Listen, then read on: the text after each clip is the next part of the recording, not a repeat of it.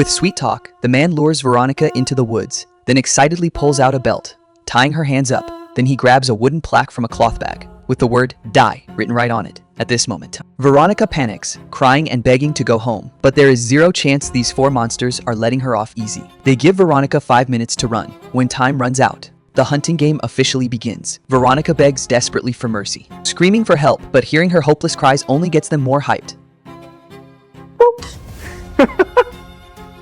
5 minutes. What?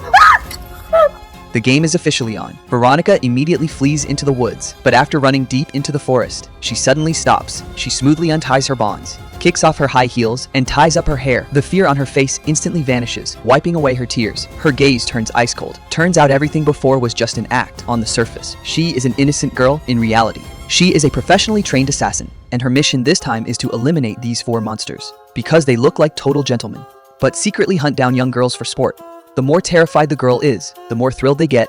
Once they get bored, they end her life in the most cruel way. Then they move right on to the next target. So Veronica willingly disguises herself as prey. After all, the ultimate hunter always shows up as the prey.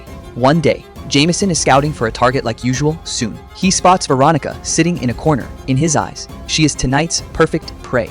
So he immediately approaches to talk to her. He even straight up drinks the milk tea Veronica was sipping. At the same time, Veronica is locking eyes with him too. Both of them are thinking the exact same thing. The prey took the bait. Let's see how I take you down. Veronica just gives a slight smile. Then she puts on lipstick, slips into a red dress, and gladly goes to the date. To her surprise, Jameson brings 3 of his friends along. Just like that, 4 guys and 1 girl head into the woods, and the real game officially begins. She is going to fight fire with fire and avenge those dead girls. So she acts like a helpless girl first, to let their guard down. The guys suggest playing truth or dare. Veronica happily agrees. Then she pulls out a bottle of water, but they have no clue it is already spiked. Onsen, they drink it. They will see their worst nightmares. The slaughter begins. The first target is Shane, the guy with the axe. He has a massive temper and is completely unpredictable. Once the drug kicks in, he quickly falls into a hallucination, and his absolute biggest fear is a creepy panda head. Shane is terrified, backing up and swinging his axe wildly, but out of his mind. He is no match for Veronica at all. Veronica takes the chance to snatch the axe and buries it into his chest. The first monster drops dead. The second target is Nelson, having been kidnapped as a kid. He is pathologically dependent on his mom, and his deepest fear is those masked kidnappers. In the hallucination, the kidnappers show up again. Nelson completely loses it. He just stands there helplessly. Mommy. Right then, Veronica rushes forward and kicks him to the ground. Then she hoists a rock and ends his life on the spot, with 2 down. The third target is Danny. He is cowardly and has always been jealous of Jameson, and his absolute worst nightmare is his girlfriend cheating on him. But in the hallucination, this scene actually happens. He sees his girlfriend hooking up with Jameson right in front of him. Furious, Danny rushes over to fight, then chokes his girlfriend's neck tight. But the next second, his girlfriend morphs into Veronica. She snaps out of the hold, tackles Danny to the ground, and strangles him right back. The third monster is down. Now, only Jameson is left standing. By now, Jameson realizes something is terribly wrong, but when he sees his 3 dead friends, he gets even more hyped. He tracks the tracks all the way to the lake and finds Veronica waiting for him.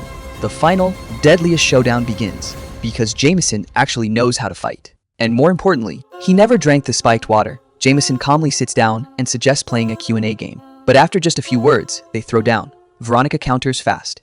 But after taking out 3 guys in a row, she is completely drained and gets pinned to the ground. At the clutch moment, she remembers the trick William taught her, slipping behind him. She leaps onto Jameson's back and locks him in a chokehold. William told her before, hold on for 20 seconds and they pass out. Sure enough, Jameson stops struggling and passes out cold. Then, Veronica picks up the drug and forces it down his throat. She is not letting this monster off easy. She wants him to break down in pure terror. When Jameson opens his eyes, he finds himself hanging from a tree.